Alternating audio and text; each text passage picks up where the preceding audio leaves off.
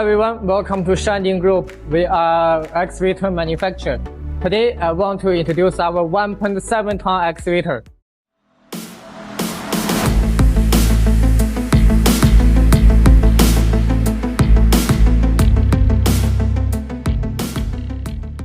This is our 1.7 ton excavator SD17E. It's a machine with hydraulic attachment pipeline and valves. You can choose many attachments such as hydraulic thumb, hydraulic hammer, and hydraulic quick change.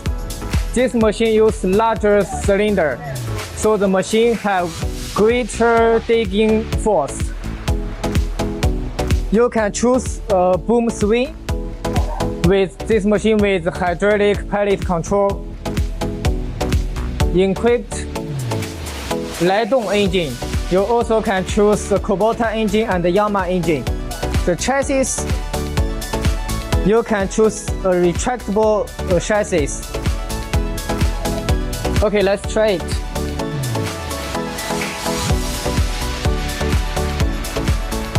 The large seat with head support and the leg room is large, so it's easy to control and you can feel comfortable when walking.